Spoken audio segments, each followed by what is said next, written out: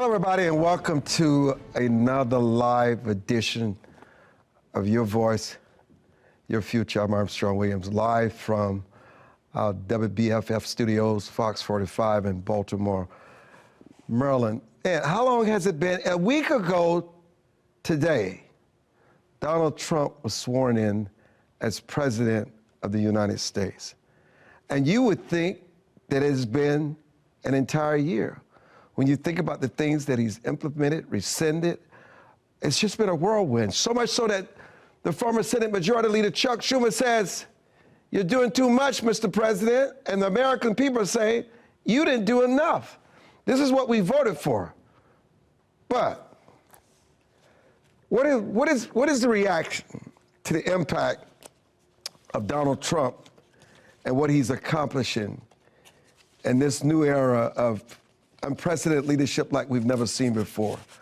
What will be the impact for our economy, for foreign policy? Well, Joe Paul, who's the executive director of Black Men Vote, there he is. There he is. Joe Paul, what's happening, brother? How you doing, my brother? You're looking quite dapper tonight. Something special going on? I knew I was coming to see you, so I got to dress up. You know? There it is. Oops, there it is. Joe Paul, let me just ask you, have you ever seen anything like this? No, this is a once-in-a-lifetime type of experience, Armstrong. Since taking office, President Trump has wasted no time in implementing these bold, and I think some would say even controversial policies, from reinstating the Mexico City policy to enforcing the Hyde Amendment.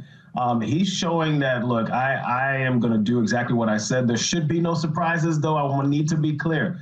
Donald Trump said exactly what he would do, and he's doing those things. And so it does kind of strike me as odd, Armstrong, when people are saying, well, I can't believe this, and this sort of fake outrage, because he said, this is what I'm going to do. I don't know what everyone else was expecting, but I'm seeing exactly what he said he was going to do. And isn't this why, Joe Paul, voters voted for him?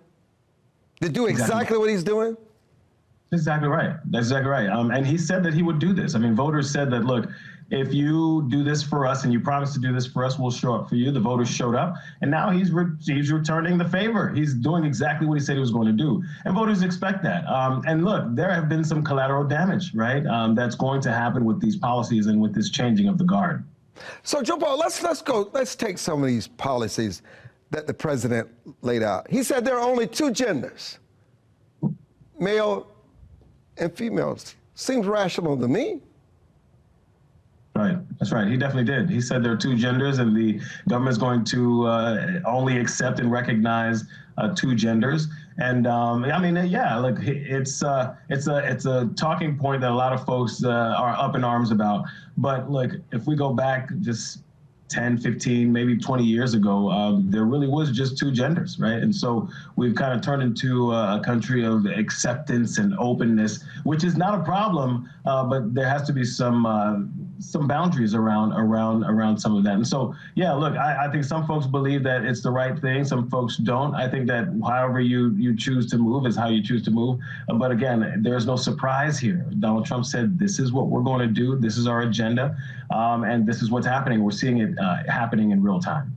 What do you think about just this week with the president of Colombia, where the president sent two aircrafts full of citizens that were on American soil, illegal, committing crimes, rape, sexual assaults, and the president said, we're sending you back to where you come from. We don't want you here anymore. And then the president of Colombia said, not on our soil. It's not going to happen, Donald. And then Donald, the president, threatened with tariffs and limiting their access to in and out of the United States. And within 30 minutes, the president said, I'll send you can use my jet, Mr. Trump, to help you carry out your purpose in trying to get them back on Colombia soil. What did that say about Donald Trump's leadership? And listen, backbone. Yeah. It said a lot about his leadership. One of the things that folks may not know about this transaction is, the Colombian president was saying, hey, look, we'll accept our people. We always have. But the problem here is don't bring them in chains. Don't bring them in handcuffs. Don't put them on military planes because we don't want them to interfere with our airspace. And so, but on the other hand, Donald Trump is clearly trying to send a message to other countries who have illegal immigrants who are committing crimes in our country that he will send you back by any means necessary. And so it's going to be interesting to see how things play out. And I don't know how the long game on the tariff wars, I wouldn't bet on that, Armstrong. That long game looks pretty terrifying. Let's go back. Let's go back to the citizenship birthright. Let's go back to that. I mean, I don't know if people are aware. In 2023 alone, 250,000 illegal migrant children were born on American soil. That's in 2023 alone. When I read the stats, I had to go back and do more research to make sure that that was factual. We don't even have the stats for 2024. I mean, don't you think there should be some rule of law, some pathway to citizenship, because this is so chaotic? And listen, Joe, this happened on Biden-Harris's watch since he was president. Something has to be done. Listen, we know the federal court said we're going to temporarily halt this, but something has to be done. Donald Trump and his administrators understand how the bureaucracy works. They knew exactly that this was probably unconstitutional, but he's sending a message to the American people. Promises made, promises kept. Whether the government allows it or not, I'm doing the job that I promised, that I campaign on as a candidate for president. Agreed. Look, Armstrong, the debate over birthright citizenship, I think folks may not know, but it's deeply tied to America's history of slavery, right, and the fight for freedom. And how do we even get here? And how do we get to this whole conversation around birthright citizenship? This 14th Amendment, which guarantees citizenship to anyone born on U.S. soil, was born out of literally the ashes of slavery, ensuring that formerly enslaved people and their descendants had full rights as Americans, as they should. They were born here, right? So to question or dismantle birthright citizenship is to question the promise of equality that this nation fought to uphold after the Civil War. It's not just about immigration, Armstrong. It's about honoring the struggles of those who helped build this country while being denied its benefits. And so this birthright citizenship, if you were born here, I mean, you deserve some inalienable rights as provided by the Constitution. But I don't think our founders had in mind illegal immigrants giving birth to children and they're automatically becoming American citizens. I think what you're talking about is just something totally different now, Joe. Yeah, I'll agree with that, right? So on the other side of that, true, the founding fathers didn't believe that we'd have an influx of immigrants who are depending on a lot of our resources that could be redirected to Americans who absolutely need that support. And so I agree with you, right? That's not what the founding fathers thought, but at the same time, if someone was born here, they deserve to have the exact same rights that even if they came here illegally, without no respect to the rule of law. And some people spent 20 and 15 years qualifying. They become American citizens, taking the test, going through the process, and it made them appreciate what it means to become an American citizen. Are you kidding me? Yeah. Well, let me tell you, for the children, I would say yes. For the children, I would say yes, right? And they didn't have a choice in coming here. And a lot of these children don't, right? The ones who are born here, they didn't choose to come here illegally. I mean, if they could go through the right way, maybe they would, right? And so they didn't choose that. And so if they're born here, then they deserve to receive those benefits. The children, right? Not the ones who broke the law and came into this country illegally. I know many people have pushed back on him, including Senator Lindsey Graham and members of the GOP, while Biden pardoned and commutated 2,500 people. Donald Trump did the same with January 6th. I understand. I would never advocate commuting or pardoning someone who assaulted law enforcement, who violated the rule of law inside the Capitol. I do believe that of those 1,500 that he pardoned or commutated, at least 50 of them, definitely, given, if you look at their backgrounds and their history and what went on inside that Capitol, they certainly should have stayed in jail for a long time. But with that said, I mean, is it time for us to take another look at going back to the Constitution and making sure that the president's pardon power is not abused in any matter moving forward? Because it does seem that it's taking on new meaning now, Joe. Completely agree, that and term limits, but completely agree. Yes, it's taken on new meaning. The pardon should not, and it wasn't set up so you can look out for your homeboys and your homegirls, right? That wasn't why the pardon system was set up for the president, for presidential power. That's not why it was set up. It was to provide the president with the discretion to free some folks who may have been in prison wrongfully at his discretion. Now, who he chooses to pardon is another issue in and of itself. But yeah, a lot of folks took issue with President Biden pardoning his son and his family. However, if you look at the other side of that coin, you had someone in a party and people who were making real threats against his family, right? And so, and President Trump. But you don't pardon people because in the future you think they may be convicted or accused of something. Come on, Joe. I mean, come on now. That's unprecedented. I wouldn't, and you wouldn't, but President Biden would, right? So, and some other leaders may, right? So I completely agree with you. You and I wouldn't do that, but he definitely reserves the right to make those decisions on behalf of him and his family, right? And so if you have those powers, those unchecked powers, why wouldn't you use it to support and look out for your kids and your family? I mean, you can't really knock them. You should never abuse it. You know, coming up, joining us is Kimberly Klacik, who's in the studio. We're going to go to a break because we got to get into so many other policies that Trump has put in place, from DEI to Gaza. So don't go away. We'll be right back with Your Voice, Your Future. I'm Armstrong Williams.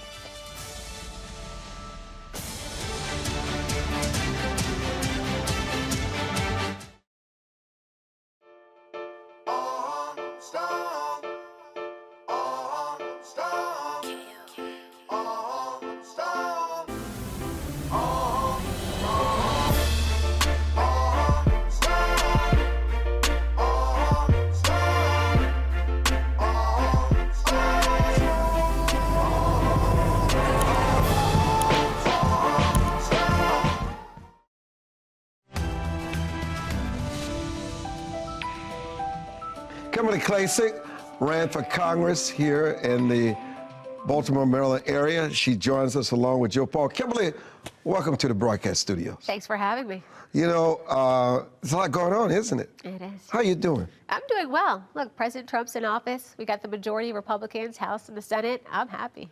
You know, it's interesting. The president instructed his acting attorney general today to terminate all the career prosecutors that worked on the case in the Justice Department. You know, and these attorneys were just doing their job. They were assigned this case, but yet the president decided to, well, some would call it retribution. Was that the right thing to do?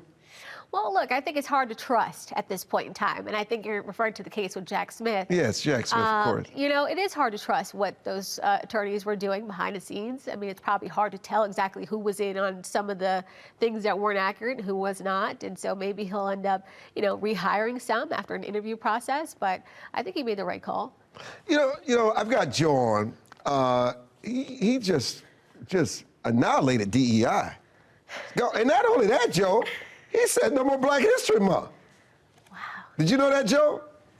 I did. I think he's losing it a little bit. Wait a minute. I don't know if he's not losing anything. I know exactly. He's trying to say America is a colorblind society. No longer are we going to be live as tribes. We're free. All this push by the media and the government about race. No longer you're going to have to check boxes and say what your race is. We are Americans. We bleed red, white, and blue. What do you think about his latest executive orders as it relates to DEI, Kim? Look, Armstrong, these DEI initiatives were never about handouts, okay? They're about leveling the playing field for those who've been historically marginalized, have been historically excluded. These programs benefited everybody, right? Not just everybody? I mean, I believe so, but it created an environment where innovation and talent could thrive. And so it's not just a room with amen corners and people who look like you, right? They're particularly impactful for women, people of color, marginalized groups who face systemic barriers in education, the workplace, leadership. You know, by dismantling these programs, Armstrong, we're not just removing opportunities for those who need the most, but we're undermining the very systems that made these institutions stronger and more competitive. So DEI should not necessarily be about a race, and it wasn't just about representation. It really should be about equity and fairness, and everybody getting a fair chance at this. No, Joe, sorry. I got to speak up on this one. Equity and fairness. You see, I have this problem with the word equity, right? Equality, I'm all for equality. Equity, I'm not for equity. I think about it as like, say, one person outworks the next person, right? Some people are going to just work harder. Is it because, say, I work very hard to get where I am, and say Joe doesn't work very hard to get where he is, but Joe should be in my same position because he's black? Absolutely not. We should get these positions based on merit, not based on color, gender, and sexual orientation, which we saw a lot of. And last time I checked, Joe, when it comes to my resume, I don't put on there that I'm heterosexual because I don't think anybody cares, and I don't think that makes me more qualified for any position, especially in government.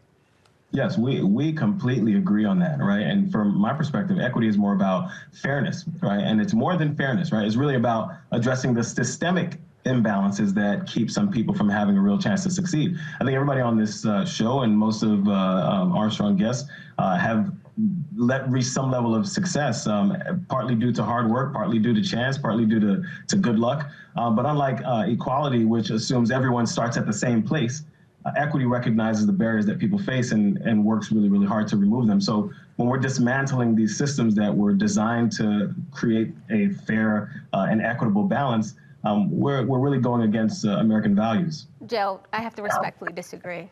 I didn't get here based on chance and luck. I worked very hard, and I worked from the bottom up. Okay, I started out debating on Roland Martin's show, where I used to get filleted every single day. But guess what? I continued to show up because I knew I would get better if I debated the best. So that's how I'm sitting here today. And I think that's what we should practice moving forward. I mean, look, it's 2025. Maybe back in the 60s and the 70s, I agree with affirmative action. But now, today, I don't see it. And I'm a girl, by the way, that grew up in Prince George's County. Okay? It is a predominantly black area. And you know where most of my friends work today? In the government. And they worked there before all these DEI programs went into place. Yeah. You know, I wanna, you mentioned something about the government.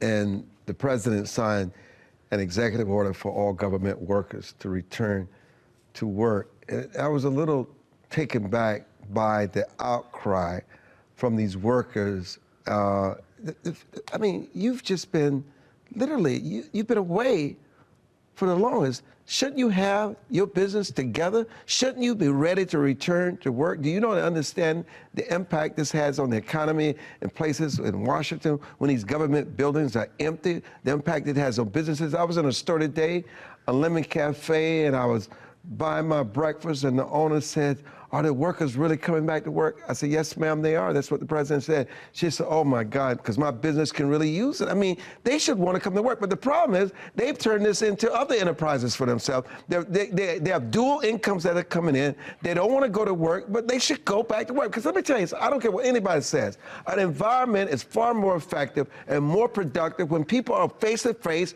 working. You can send as many texts and emails that you want, but there's some things that being in that room together, being in that space together cannot capture, and it's productivity, Kim. No, I absolutely agree with that. And you know what's so crazy about it too, Armstrong? I saw people making videos, federal workers making videos, posting them online saying, "I don't want to go back to work. I shouldn't have to go back to work." If they were in the private sector making videos like that and posting them online, they would be fired.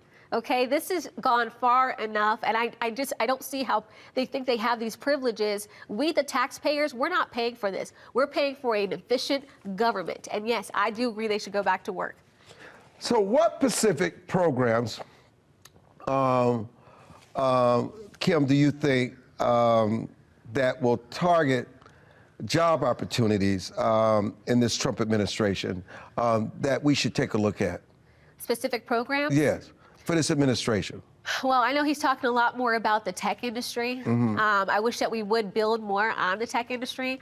I know that there are many groups, especially here in Baltimore City, working with a couple groups with many tech entrepreneurs, black men, by the way, that are trying to really get into the industry and get some of those connections going and those networks. And so I think if we focus on, you know, maybe not just programs, but actually networking and getting people, like you said, in the same room so that we can all thrive. I know there's lots of entrepreneurs still still talking about small business loans, how it's still difficult to get some of those loans. I mean, they got to be able to open up those doors. I think we got to be more business friendly in this country, and especially here in the state of Maryland. So Joe, do you really believe that minority groups are disproportionately impacted by federal workers returning to work and also the canceling of these DEI programs? I do. I absolutely do. Those are the ones who are being impacted, and those are the ones who benefited from those DE&I initiatives to begin with. And so, yes, of course, they are, definitely.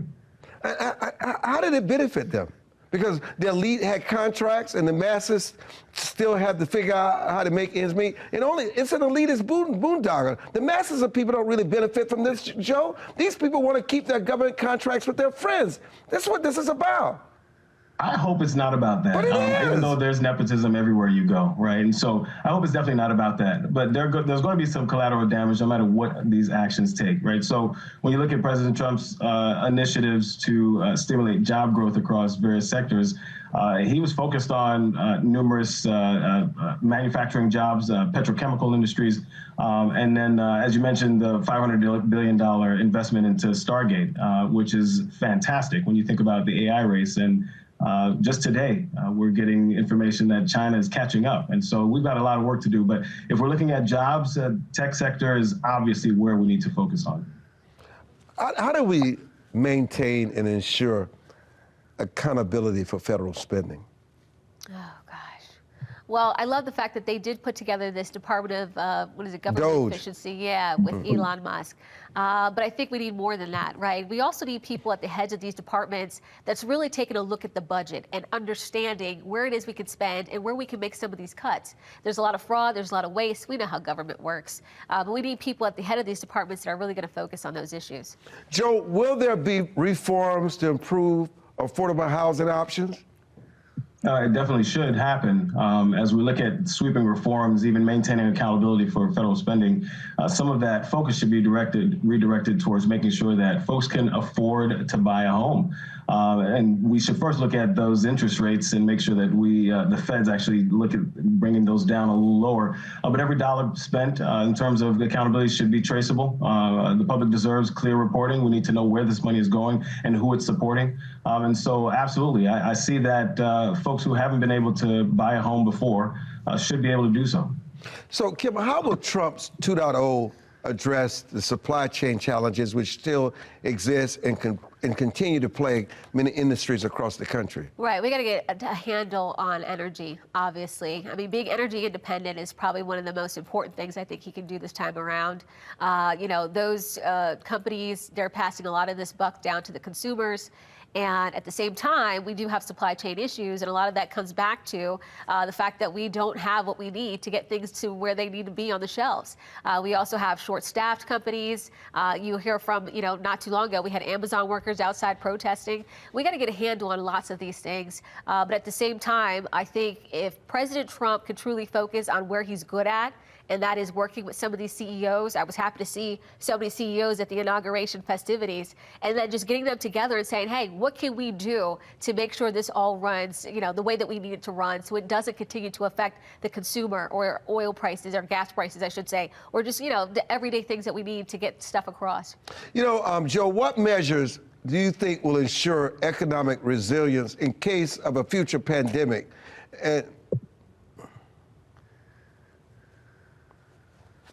Kim, what, in case there's another pandemic, what do you think? Oh my gosh, if there's another pandemic, Armstrong. Oh yeah, it's just something to think about. No, there can't be another pandemic. I think what we learned from this pandemic, I hope, is that we cannot lock down the country. We can't just stop the economy. We got to be able to get a hold on it completely. And even when we looked at the schools, we shut down the schools, we shut down churches, we shut down mom and pop shops, but we left open Target, Walmart, all these other places, the casinos. We need to make sure we have leaders in place to make sure that never happens again. Joe, how will changes in immigration policy influence the domestic labor market? Well, changes in immigration policy will influence the domestic labor market because it's going to shorten the amount of available employees, available folks who work. We have a lot of these employers who have not been honest on the books. They've been hiring illegal immigrants. They've been leveraging workers who are not on the books. And you're going to see a huge impact on unemployment and the folks who are being deported and being taken out of the country, it's going to have a major impact on jobs that are available. Now, the good side, the good news about this is we do have folks who are ready to work, Americans who are actually ready to pick up the mantle and work. And so these employers are should be incentivized to hire Americans and not not illegal immigrants. No, Joe, I know we're going to say goodbye to you, and Kimberly is going to stay with us, and Sam Faddis is coming to join us also. What is it that you do respect about what President Trump is doing that gives you encouragement for the future for all Americans? Oh my goodness, this is a loaded question. I respect the fact that he's been cordial this time around. President Trump seemed to have it softened a little bit, even though his actions show a little bit different. But I respect the fact that President Trump has been open. He's taken questions from the media, which is good. He's sat down with world leaders. I still don't believe that the country is going to end up burning up, right? I think that we're much more hopeful than we think. And politics and policies shouldn't really separate us from being Americans and thriving together. But didn't it encourage you, his first official visit was to Asheville, North Carolina, where the hurricane victims, and then on to California, where they're still suffering the damage of the fires and the smoke inhalation? Yeah, I mean, he did what every president is expected to do. You're president of the entire nation, not just Republicans, not just Democrats. So if there's a natural disaster or fire somewhere, and the American people deserve to see their leader. Well, listen, Joe, it's always fun having you on. How can someone reach out to you? Yes, you can follow me on X, Joe Paul Speaks, or LinkedIn, or Instagram, or all social media, except for TikTok, actually. But I'm all over the place, Joe Paul. Well, don't worry about TikTok. Give it 75 days, and it'll go the way of the dinosaurs. Exactly right. They're not going to say TikTok. I know nobody wants to hear it, but that's just a fact of the matter. Listen, Joe, thank you. Kimberly and I are coming back with Sam Faddis. I'm Armstrong Williams. Your voice, your future.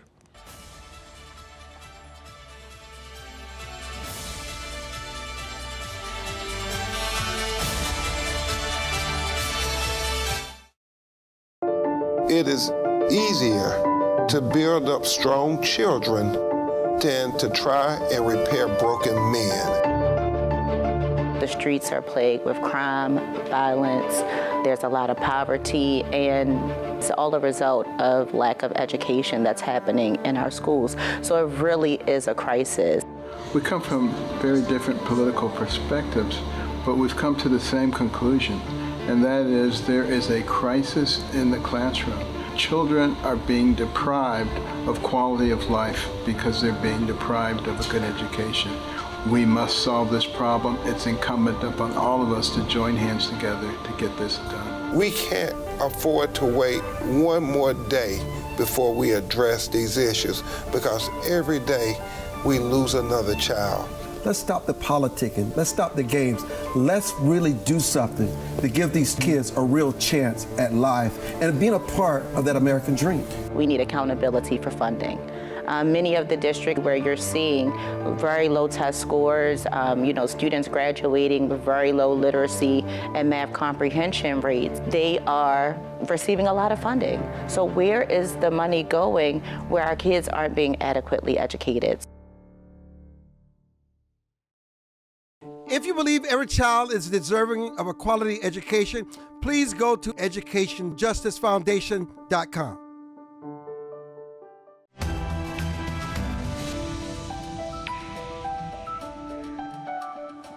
You know, I must tell you, Sam Faddis, let me welcome Sam Faddis to the show, and welcome to Kim Klacik, welcome back. You know, I was flabbergasted when President Trump suggested that all these Middle Eastern countries take in Palestinians, and that some of them, and possibly none of them, ever return to Gaza. Sam Faddis, do a deep dive for us. Who's advising the president, and what is he really trying to tell Netanyahu in the Middle East and the Gazans and everyone else? Well, I think what the president is getting at is the ultimate issue in regard to Gaza, right? Which is not, we can talk about ceasefires all day and flowing in aid and all this other stuff. That's great. That's fine. that's not a permanent solution, and it doesn't address the fundamental problem. Right now, Hamas remains in control of Gaza. So you're asking everyone to basically return to the previous status quo, which manifestly did not work. And so he is suggesting a radical rethink of that. And honestly, as I think I've said to you before, the one thing I believe fundamentally is you cannot return to a situation in which Hamas runs Gaza and lives next door to the Israelis and think that you will end up anywhere else than where we are right now, inevitably. You know, in the early days of Trump's 2.0, he's literally saying he's going to talk loudly and carry big tariffs. Well, look, we constructed a post-World War II system, which was based then on the fact that we made everything and exported it. So that's why we put in place free trade, right? Let's be honest.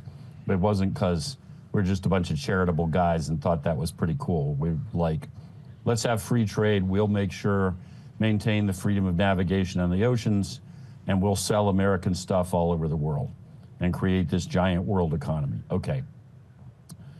It has morphed into something radically different where we largely are the ones who are supposed to be consuming stuff produced elsewhere. It's kind of turned inside out. And I think what he's put his finger on is, if you guys are making all your money off of the privilege of selling here in the United States, then we should charge a price for it, and we should be able to impose restrictions and limitations on it. And then, Kim, this is, we got to get Sam's take on this. Another shocker was when he needled Zelensky, saying, instead of your spending your time talking so bravely about what you're going to do, you should be negotiating with Putin, is what he literally said to him, Sam. What is the message there? Look, I mean, again, whether you like exactly the way he's phrased it or not, what he's put his finger on is the essential truth, right? Which is, we have to bring this war to an end. And I honestly kind of feel the same way about Zelensky as I feel about any number of so-called leaders we have in the United States. We got a lot of people that talk a lot of smack about wars we got to fight to the bitter end and we got to win, who don't ever seem themselves to go in harm's way, right? They're not the ones doing the bleeding. But the central truth in Ukraine is the war has got to come to an end, and we haven't had a strategy for bringing it to an end that makes any sense since the beginning, as far as I can tell. But the president is also saying that he's going to be a bull in the china shop, and he's going to extract what he wants from his adversaries and enemies alike, Sam. Well, look, when you're the 800-pound gorilla, right, you throw your weight around.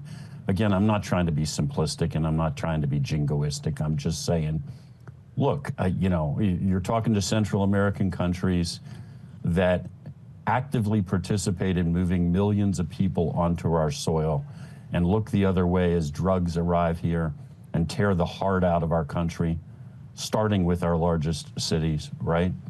And he's saying to these people, we're not doing this anymore. We're not just going to accept the cost of this anymore.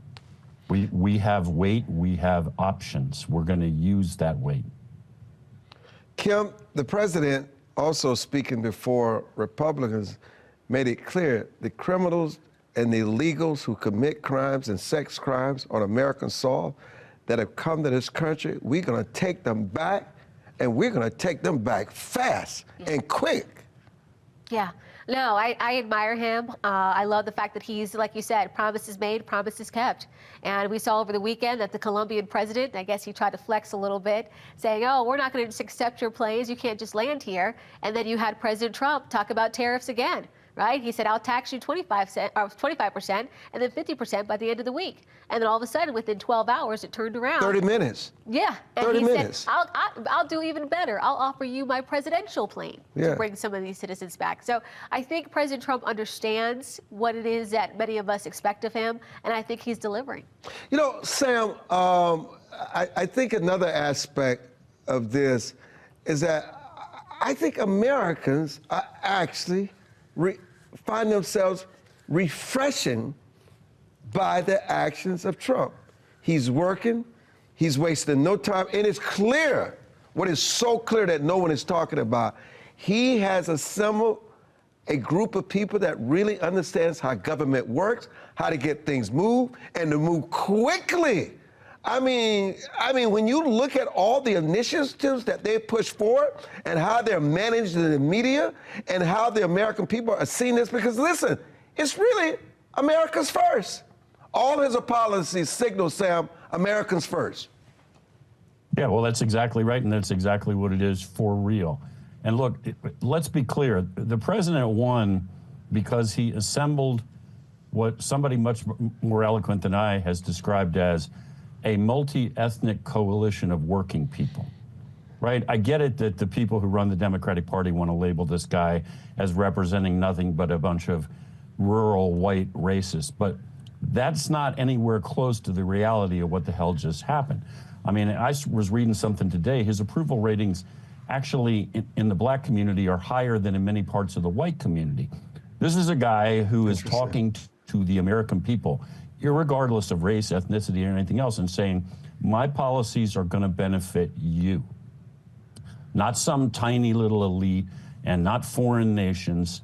I am doing my job on behalf of you because you're the people I work for. And coming out of the blocks, moving 1,000 miles an hour, that's what he's doing. And people see that, right? I mean, it is the working class Americans and the folks below that have really been taking it on the chin under Joe Biden, right? The ones that are shopping at the dollar store if they can shop at all. And finally, they got somebody standing up and saying, no, I'm going to fight for you.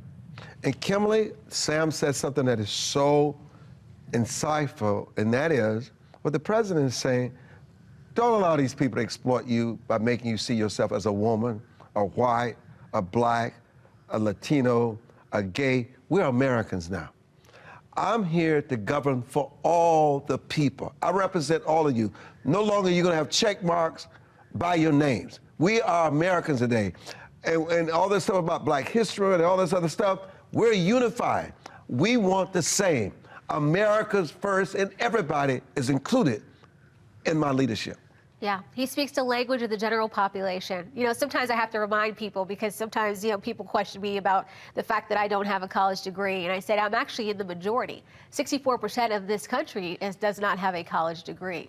And I think sometimes the elitists, that Washington, D.C. bubble, they forget about that. They forget about those of us that do work hard, that do expect government to run efficiently and not tax us or nickel and dime us to death. So I think President Trump is hitting the mark, and I think that's why he's doing so well in black communities and Hispanic communities. And like you said, you don't have to check the boxes with him. When his ship rises, all ships rise. Yeah. You know, I was very intrigued by the recently concluded Davos conference in Switzerland, Sam. And I watched all the world leaders as they spoke. And they went out of their way not to criticize him, to uplift him and signal their willingness that they must work with him. How did you perceive what you saw unfold at the Davos conference?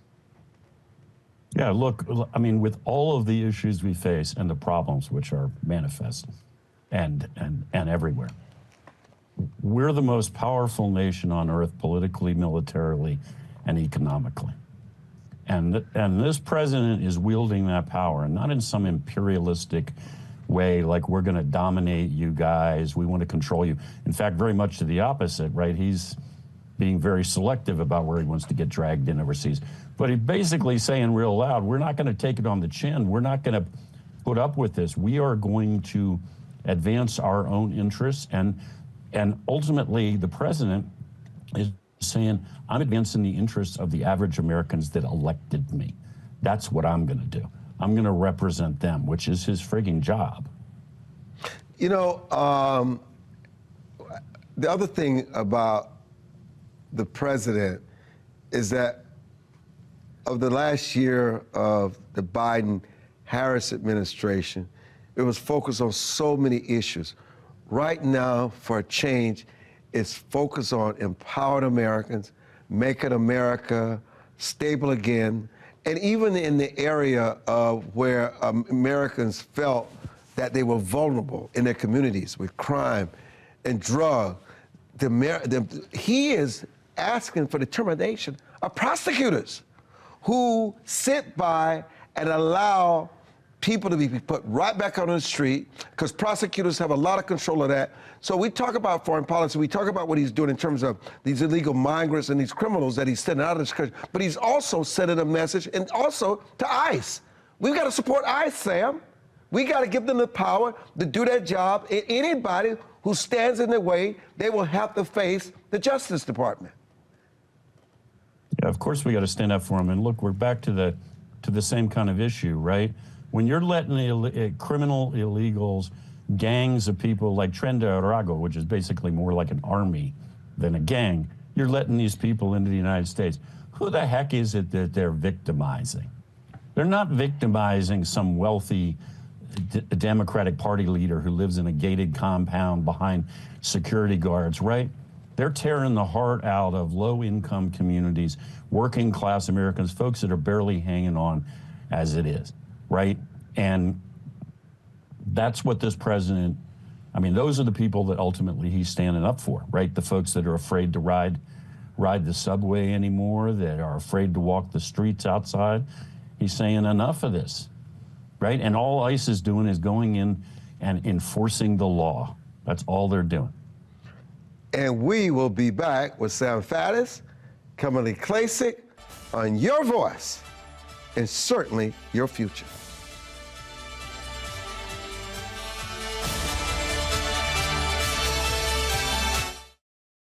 As a home buyer, you need a lender who cares about your home ownership dreams. United Security Financial has been helping families secure their dream homes for 30 years. We're a national fair practice lender that provides affordable mortgages and low down payment programs to eligible home buyers. To learn how United Security Financial can help you secure your dream home, call 1-800-373-4186.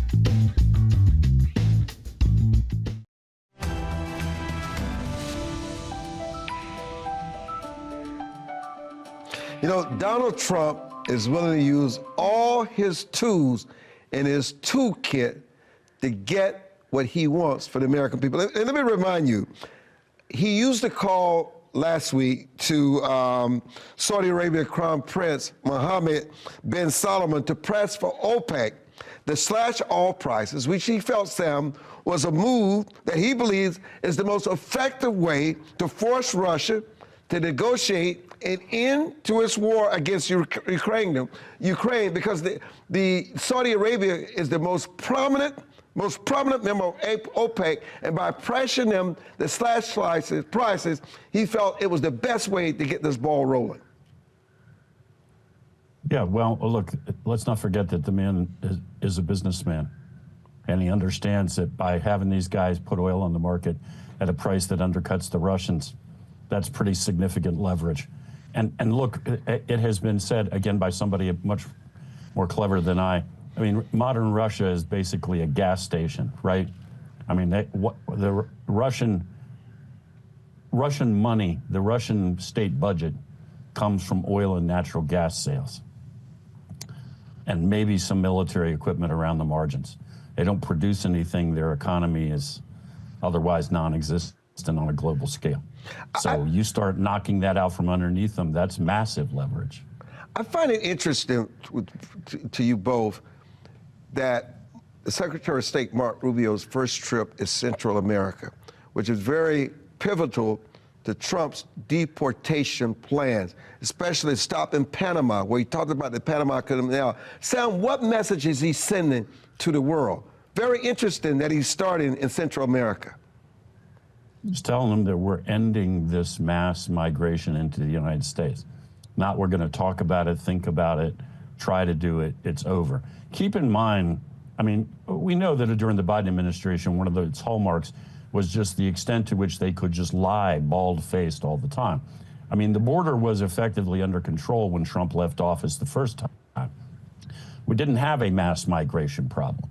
We didn't suddenly have one under Biden because it became impossible to control the border. We had one under Biden because he took actions deliberately to facilitate this, to I was going to say encourage, but really engineer this migration. So what did Trump do the first time in Central America? He went down to places like Guatemala and he said, look, man, we give you hundreds of millions of dollars in aid every year, and this much of your economy is dependent upon exports to the United States, et cetera, and so forth.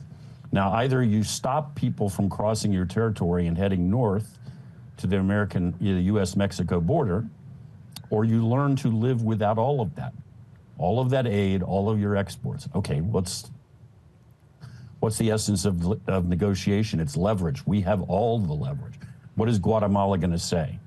They're obviously not going to say, no, we're going to continue to do it. So that happened the first time. It will happen again. All of these countries. And as soon as one of them starts, none of these people, by the way, want these folks to stay on their territory.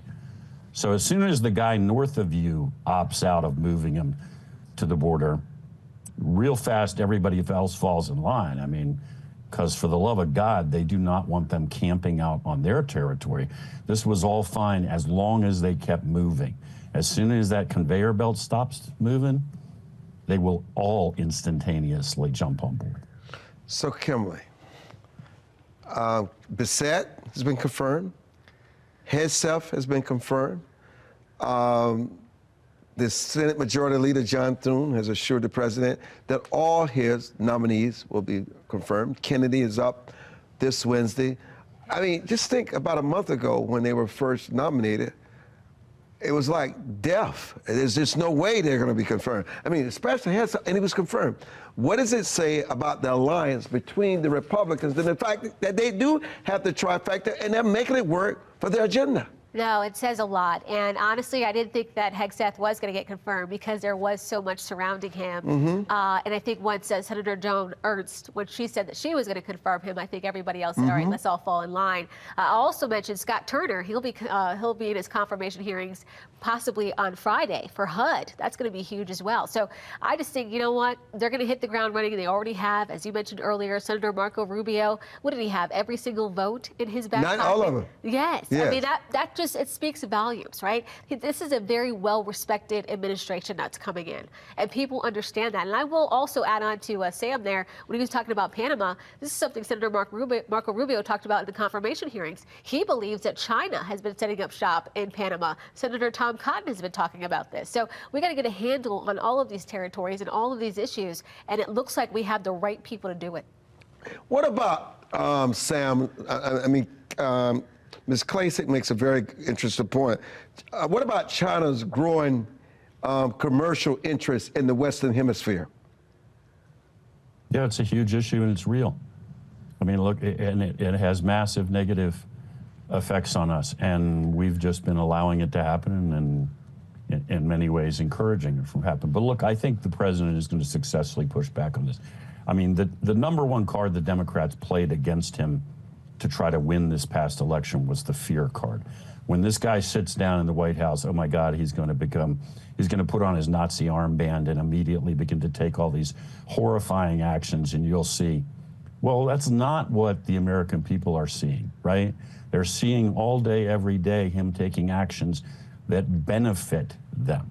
So every day that goes by, his political strength rises. And again, as you know, I've been very active politically in Pennsylvania, and we've spent a lot of time going into, communities, Hispanic communities, black communities, so forth.